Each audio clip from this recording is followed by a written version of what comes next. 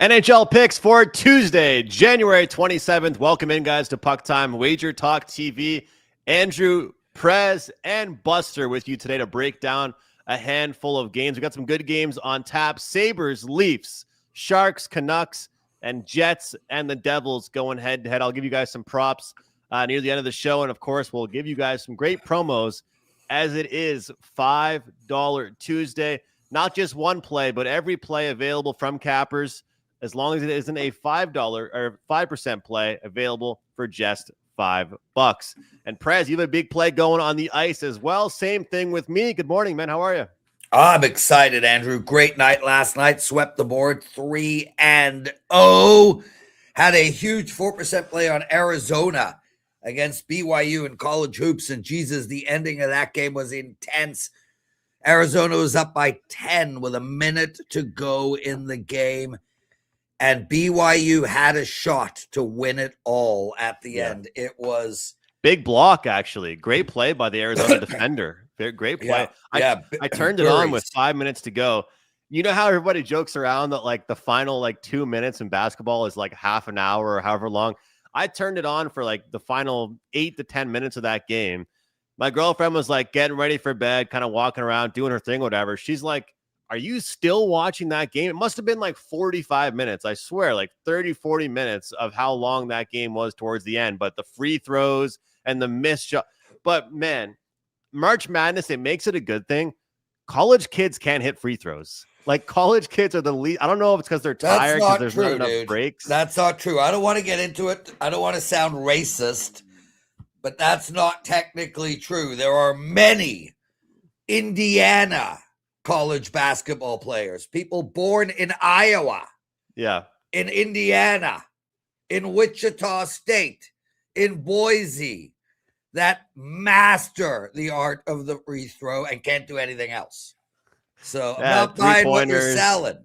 People from LA and New York and Miami, they might not master the free throw, but I'll take an Indiana guy named Chip, and I think he gets 9 out of 10. Okay. Go Chip. Go Chip. Yeah, it's a big part of the comebacks, though. It's just not as automatic as it is. But, Prez, let's dive into the Buffalo Sabres and the Toronto Maple Leafs here. I was talking to you before the show started, man. Buffalo Sabres fire their GM. They go on a 10-game winning streak, and they just haven't really looked back since. But now we're getting to a point where the prices here are near pick'em, and they're starting to get used to the Sabres team being semi a good team. Yeah. Who knows if it's a good value spot here on the Maple Leafs. They're not happy after their last game here. Side total, what sticks out to you here? Well, the total sticks out to me, Andrew, but I do want to just shout out the Buffalo Sabres. Outstanding effort by Buffalo. A great start to the season, 29-17, and obviously one of the hottest teams in the league. It's going to be, I'll tell you, as a person who lives next to Buffalo, you know, where it's an hour drive from Buffalo to here. And I grew up listening to Buffalo News because that was the news channel that brought the news into the Toronto market. I know as a fact how Buffalo sports work. They climb to the top of the mountain just so the plummet could be longer and harder. It's their special superpower in Buffalo. They want the pain of almost getting there year after year, sport after sport. And here they go again. Now, with that said, I like the over in this game a lot, dude. I mean, come on. Do you know that Buffalo has scored 5 goals? Firstly, Carmine Bianco said, "Prez with the Sabres hate." No, Carm. It's the Buffalo hate, not the Sabres hate. Nothing against the Sabres. Yeah, Nothing against the whole Sabres. damn place, bro. And I don't hate Buffalo. I just think that they have mastered the art of never doing anything in sports, no matter what, forever. Anyway, Buffalo, dude, they've scored 5 goals in 6 out of their last 10 games. Think about that. They've scored 5 goals in 2 of their last 3 games. They've scored 14 goals in their last 3 games. And it's not like Toronto's playing defense, bro. This Toronto team just allowed Colorado 4, Vegas 6, Minnesota 6. This Toronto Leaf team has allowed 6 goals in 4 of their last 7 games. Let's move on to another game. Don't overthink this, Andrew. Take the over in this game. Keep riding the Sabres over. Keep riding Toronto over right now until it turns around. Now, I know that Buffalo's gone under the last 2 games in a row, but that's because the Islanders couldn't score, and nor could Montreal. I think we're going to get goals out of Toronto tonight, even though they put up a 1 spot against Colorado. They're still shooting the puck, and the longer they go without Nylander, the more chemistry will be, the better the lines will be, the more goals they're going to get, et cetera, et cetera. I like the over tonight, bro. Yeah, I can't argue with you, Prez, on that one. Like, just looking at this this team as well, I gotta say, nobody wants to make excuses for anybody because a lot of teams are going through tough schedules right now. But we have to say, this Leafs team has gone through a tough last couple games.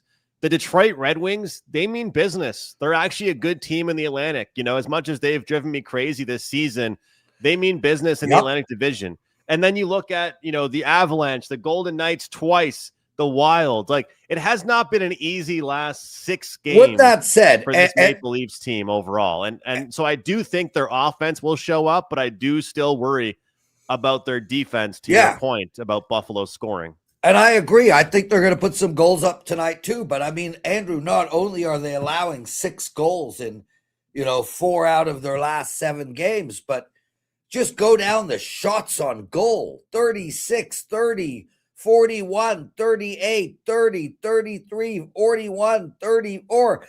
I mean, they've gone 8 games in a row with 30 plus goals, shots on net against them.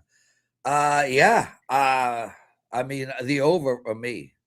So, well, we're going to touch on that in the prop segment towards the end of the show. The Maple Leafs rank dead last, 32nd in the league in shots on goal allowed per game. So, I don't think it's ever the goalie's fault when they're facing that many shots. There's some instances where it can be, but they're dealing with a lot right now. But who would have thought, Prez, if we were talking together in October, we'd be seeing home game for the Maple Leafs, and it's a near pick'em right now, Buffalo and Toronto. How things can change, but I definitely don't think the scoring will change for either of these teams. So whether it's first period over or full game over, I'm looking for some goals here in this one.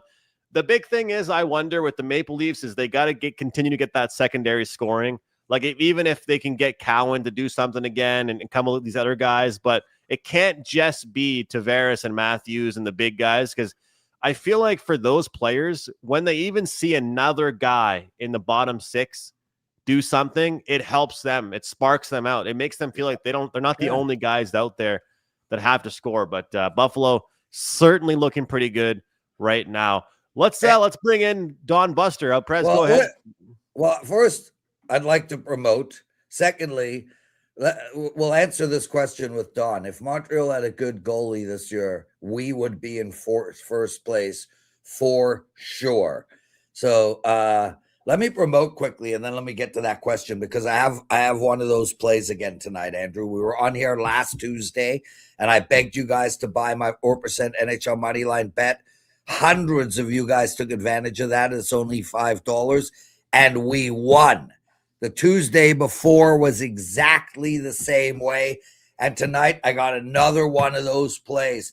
We are on a 9-0, 4% run. That's right. 9 wins, 0 losses on my 4% play. I'm also 63% in 4% bets since last January, but that's nothing compared to what I do in these NHL money line bets. Andrew, I am 43-18 in the last 6 years.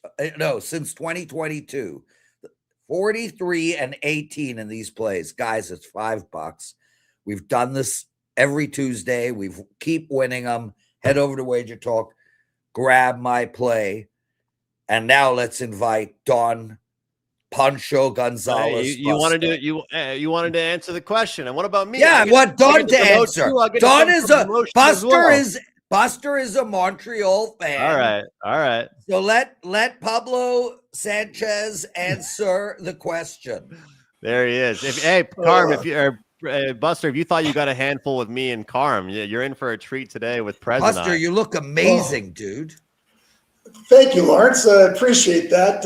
It's probably the best compliment you gave me over this PuckTime show that I was on with you and Andrew maybe 7 years ago when it was your baby, and then you handed it over to Andrew and Carmine. And I was always shocked, Lawrence, that you did that, because I know how much you love this show, but you come on enough, so I guess you get your fill of the show as well.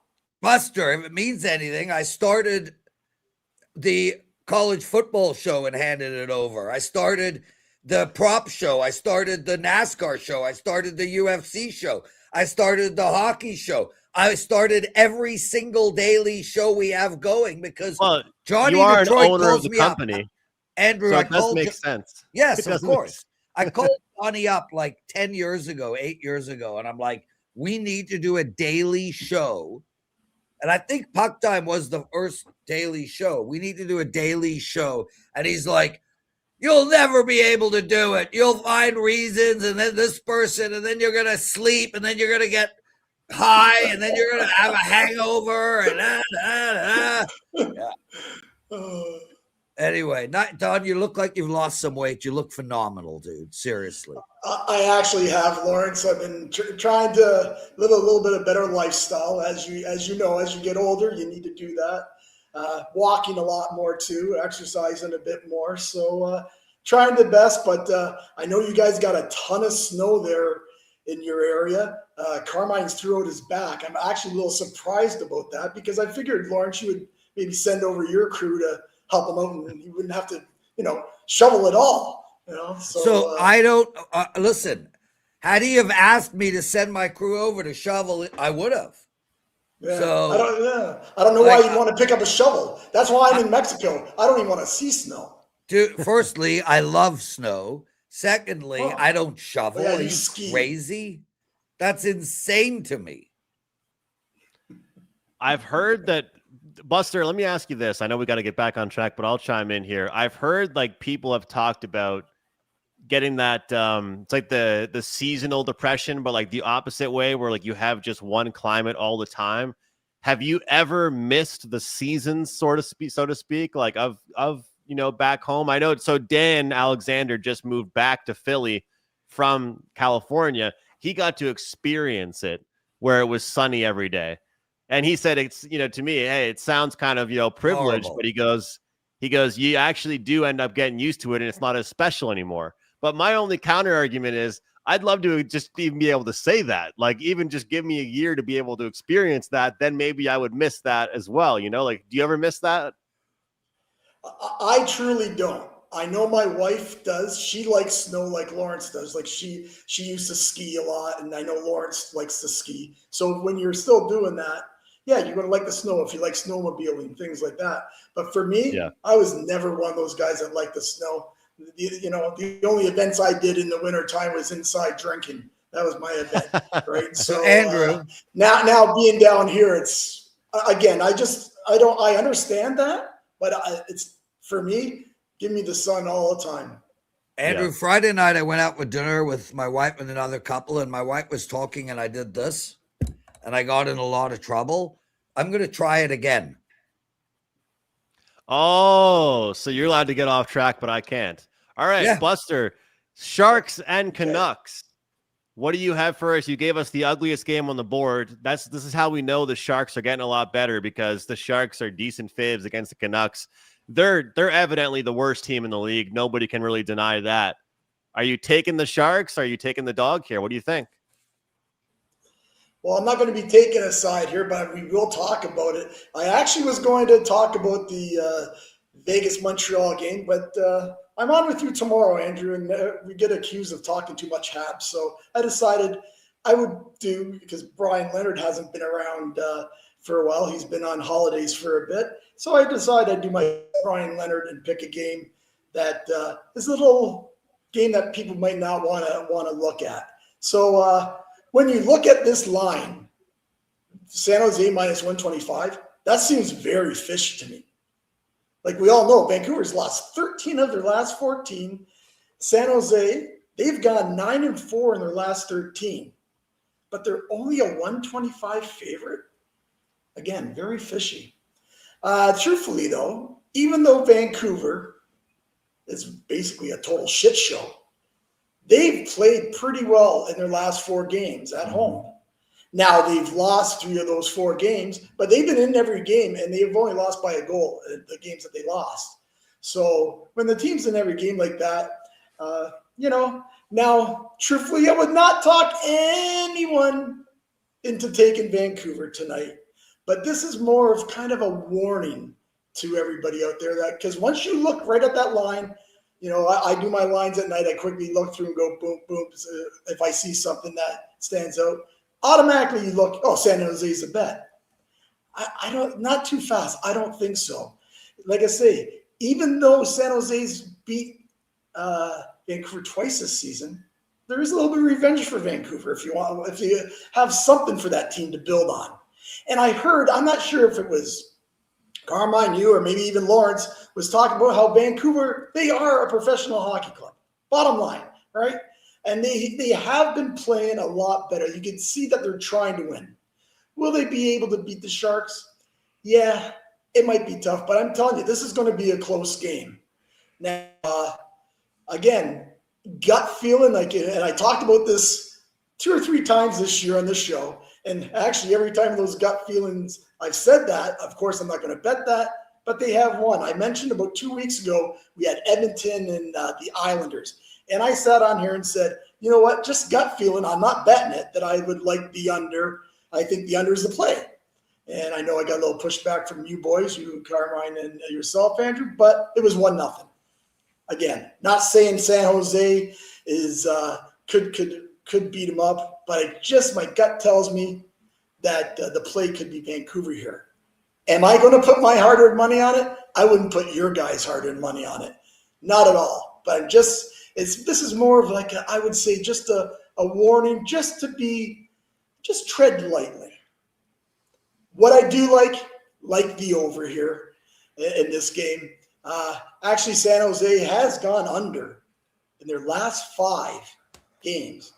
But before that, 9 straight overs and 12 of 13 overs. And in those 5 games, I would say maybe 2 or 3 of those games probably should have went over.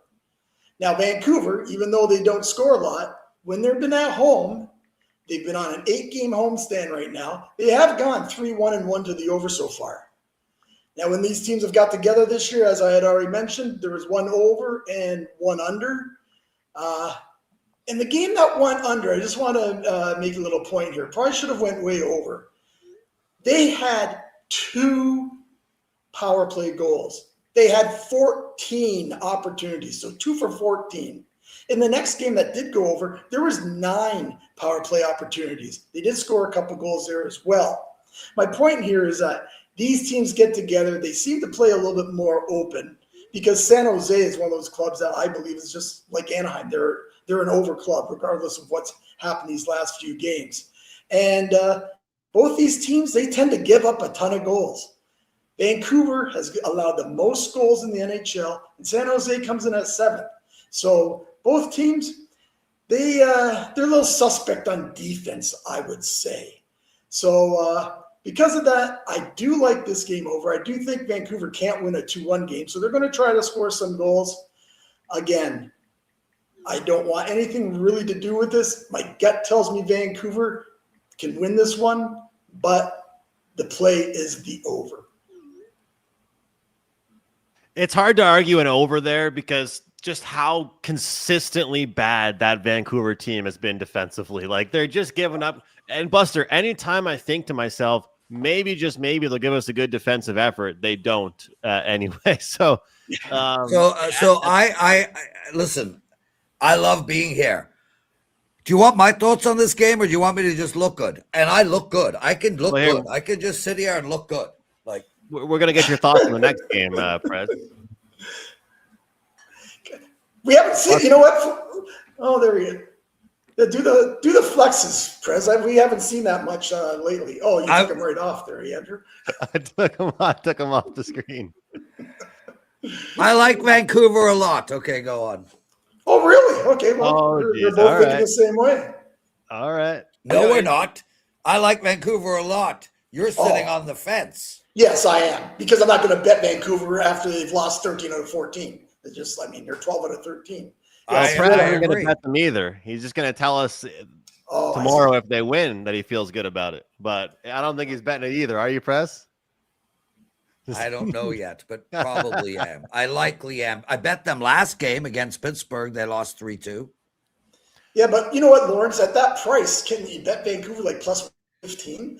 I would have to think that's San Jose. It's not a good enough price. It's not a good enough price, but analytic-wise, they outshot Pittsburgh. They outshot New Jersey. They beat Washington. This is a team that is heading in the right direction. Agreed. All right, Prez, we were going to get Buster's thoughts on that game, and then it was going to be your turn to talk again, but we'll get Buster's promotions. Anything you have for $5 Tuesday? Yeah, it's $5 Tuesday here at WagerTalk. We have our 4% best bet up in the NHL for today. It's a total best bet. We actually, for all the years we've been with the WagerTalk family, number one in profit in total best bets, 4% total best bets. So that's good. We're not as good as Lawrence. The last 2 weeks, we've struggled with our $5 customer appreciation play. Just putting that out there. So you'll want to grab this one as we were on a big streak like Lawrence is right now. So good luck to you, Lawrence, on yours. Thanks. But yeah, head over to the site, $5 plays from all the cappers, and go to Don Buster and buy ours. Good luck, Buster, man. We'll take care. We'll see you next time. Okay, Andrew, I guess I'll see you tomorrow. All right. Andrew, Fred, I'll tell you, that stuff sticks out to me quite a bit because what stuff? I think like when a number seems weird, like on the weekend on Saturday, it was Tampa Bay and Columbus, and it was like only like plus 100 for Columbus. And I understand Columbus was playing well, but Tampa Bay was one of the hottest teams in the league. So when a number seems kind of fishy, it is kind of interesting. And now we're getting to the point where San Jose is consistently favorites. I know they're playing Vancouver, but I kind of like that as well. All right, we got one more game to get to. I'm sure you have something else to say, though. Well, first, I just want to say in the last 2 minutes, I want to thank Mario, Giovanni, and Russell. All three of you guys literally in the last 2 minutes purchased my $5 play today. Lots of love, man. Andrew, it means the freaking world to me when people buy my work and utilize it. It's purposeful. It's great for the ego. I'm so appreciative. Guys, man, $5 play. Great for the ego. Well, listen, dude, I'm 56 years old. I need ego stuff, okay? All right. Okay. Yeah. So head over, grab my play, join the list. And tomorrow, guys, I'll have Buster with me for the show. We're going to break down 3 games, and we'll go over some props as well. So, again, make sure you guys get Buster's $5 play at WagerTalk.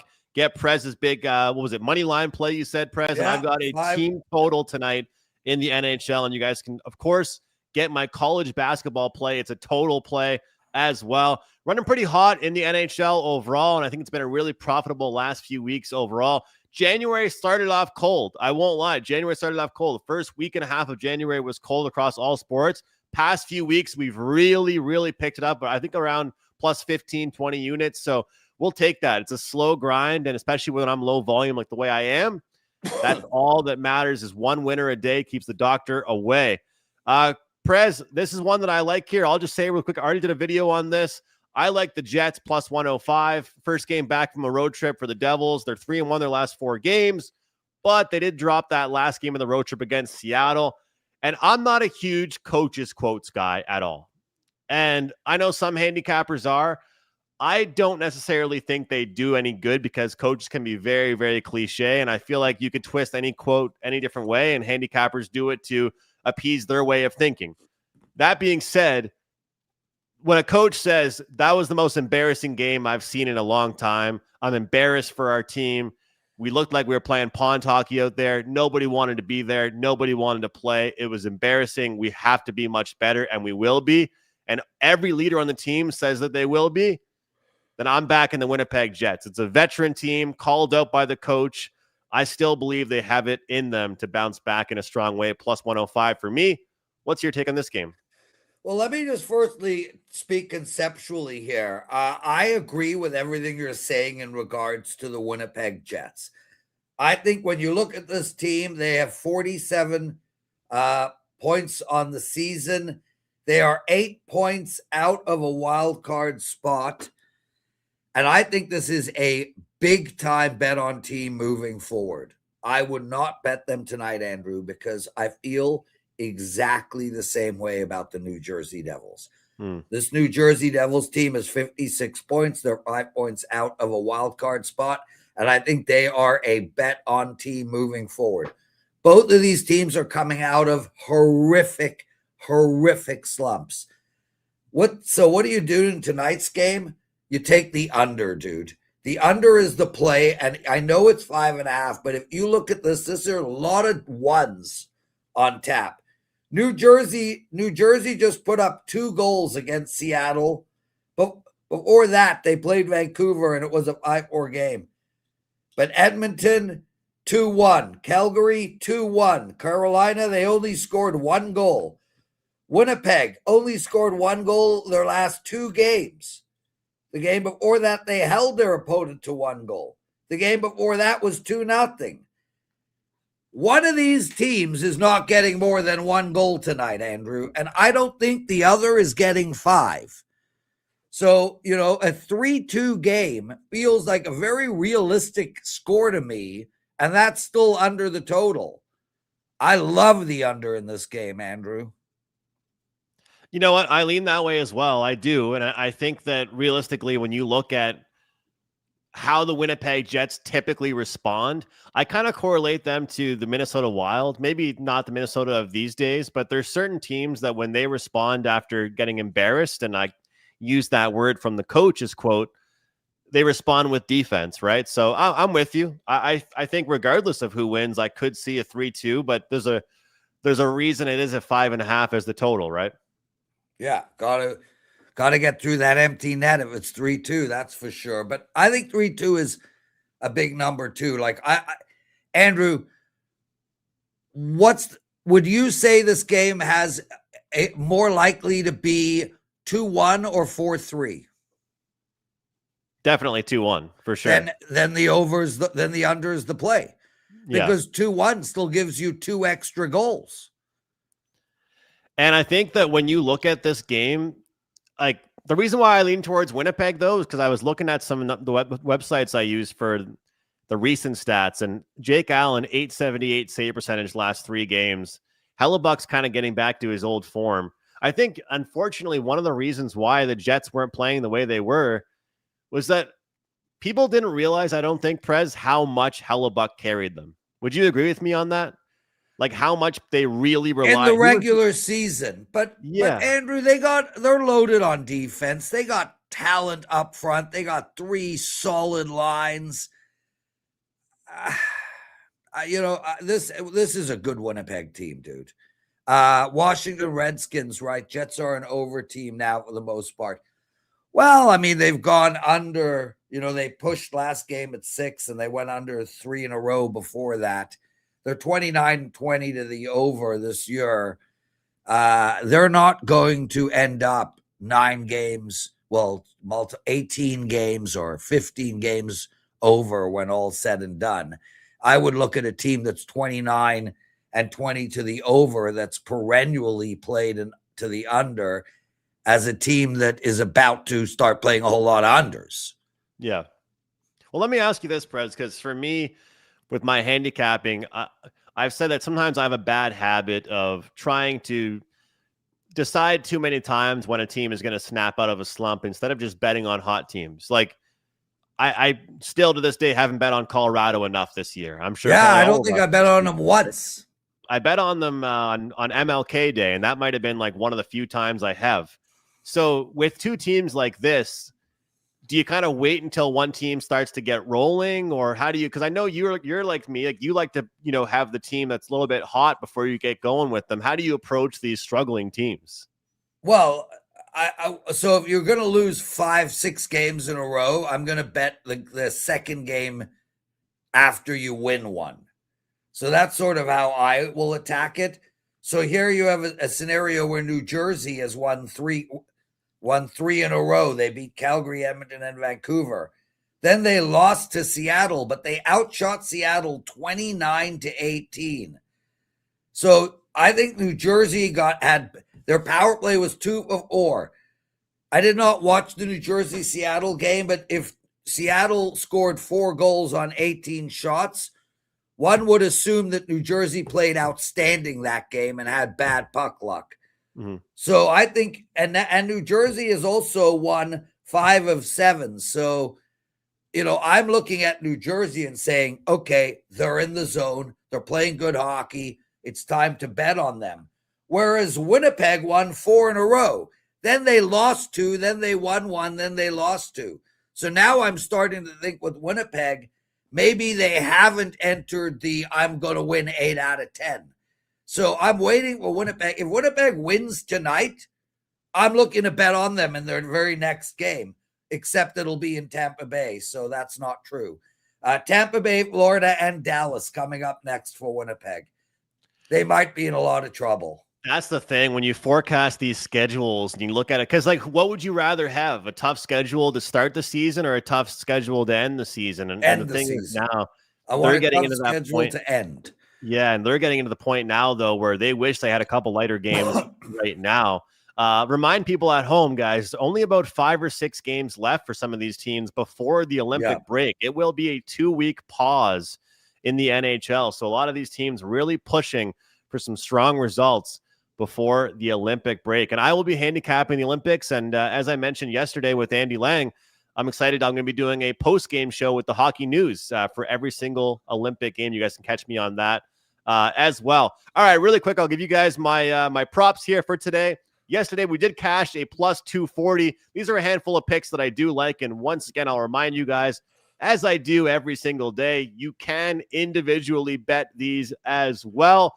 We're going to go to the game that Prez talked about, liking the over 1.5 goals first period. Jason Zucker with 1 point, Josh Doan with 1 point, and Josh Doan with 2 shots on goal or more. This takes us, guys, to plus 600. This looks very, very doable for me here with 2 guys on Buffalo to do very well. 2 points plus 2 shots for Josh Doan and over 1.5 goals in the first period. Zucker with a point, Doan with a point, and Doan over 2 shots on goal. All right, that will do it for Top Puck Time. Prez, 4% best bet money line for you. Guys, don't miss it. $5 Tuesday. Best bet for me, done very well with the totals, especially the team totals at WagerTalk, and only $5 right now at WagerTalk. Thanks so much, guys. WagerTalk today comes up at 12 o'clock Eastern time. I'm on. See you tomorrow. Oh, you're on. Okay, right on. With Andy and Dan. We'll see you tomorrow with myself and Don Buster right here on Puck Time.